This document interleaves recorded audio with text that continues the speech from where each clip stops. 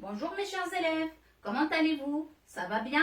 Je l'espère. Alors mes chers élèves, aujourd'hui c'est mercredi 3 juin 2020. On va traiter notre dernière leçon du lexique de cette année intitulée Sens propre, sens figuré. Mes chers élèves, si vous vous rappelez bien, on a vu cette année qu'un mot, il peut avoir plusieurs sens selon le contexte où il se trouve. Ça, on a déjà vu. Je vais vous rappeler d'un exemple qu'on a traité en classe. J'ai mangé une glace. C'est une crème glacée.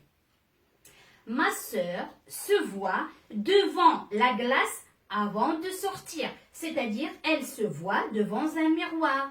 Mon petit frère casse la glace de la fenêtre par son ballon, ou bien avec son ballon. La glace ici, c'est la vitre. D'accord, mes chers élèves, ça c'était ancien. C'est un exemple qu'on a traité avant. Aujourd'hui, on va voir deux autres sens de mots qui changent selon le contexte. D'accord, mes chers? Alors, sens propre, sens figuré. Prenez vos manuels à la page 135. Avant de commencer, vous avez une expression. Avoir la main verte. Que signifie cette expression? Avoir la main verte. Est-ce que c'est vrai? Elle a une main qui est verte?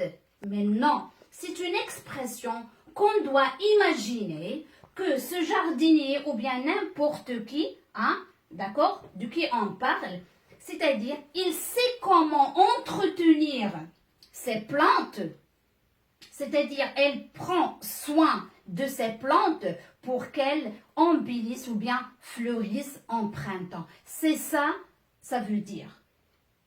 Est-ce que c'est un sens qui est réel? Non, on l'a imaginé, c'est tout. Maintenant, on va voir un autre exemple et on va voir le mot verte. Cette sauterelle est verte. C'est un insecte, d'accord? Elle dévore une feuille. Quelle est sa couleur? Est-ce que c'est vrai, c'est verte? Oui, c'est verte. Alors, mes chers élèves, maintenant pour bien expliquer notre leçon, je vous ai choisi quelques exemples qui vont nous aider. Tout d'abord, je vais expliquer qu'est-ce que ça veut dire sens propre. C'est le sens premier ou bien courant d'un mot. C'est le sens réel, vrai d'un mot. On dit que c'est le sens concret. C'est le sens qu'on peut trouver dans un dictionnaire. Ça y est, on va traiter un exemple. Le jardinier arrose ses salades. Alors, on va voir qu'est-ce que ça veut dire salade dans cette phrase. Le jardinier arrose ses salades, c'est-à-dire ses légumes. C'est vrai, c'est réel, ce sont des légumes. Donc, c'est le sens propre de cette expression. Maintenant, on va voir un autre exemple en utilisant le mot salade. Arrête de raconter des salades. Raconter, c'est-à-dire bavarder, parler. Est-ce qu'il raconte des salades? Mais non, c'est une expression qu'on doit imaginer. Ça veut dire que ce monsieur, ou bien ce petit enfant, il raconte des mensonges. Et le champion du mensonge, comme vous le connaissez, c'est Monsieur Pinocchio, le petit Pinocchio. Chaque fois qu'il raconte un mensonge, son nez s'allonge. Est-ce que le mot salade ici est réel? Non, c'est un sens imagé, imaginé. D'où vient le mot sens figuré? Donc, on dit sens figuré, c'est un sens qui envoie à une image qu'on a imaginée ou bien imagée. C'est le sens le moins habituel. Maintenant, on va traiter d'autres exemples. Il creuse un trou dans le jardin. Ce monsieur, c'est réel, il creuse un trou dans le jardin. Alors, le mot creuse, il se creuse la tête.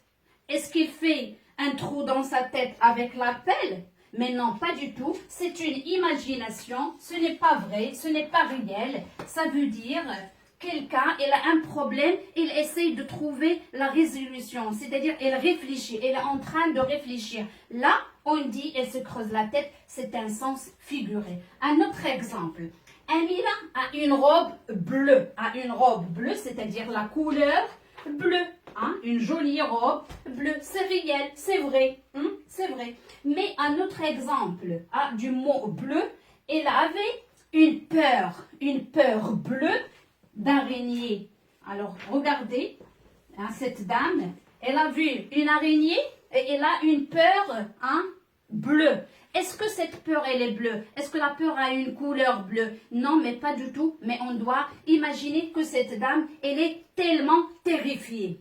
Alors, mes chers élèves, je vais vous donner d'autres exemples pour vous simplifier encore la tâche. D'accord? À tout de suite.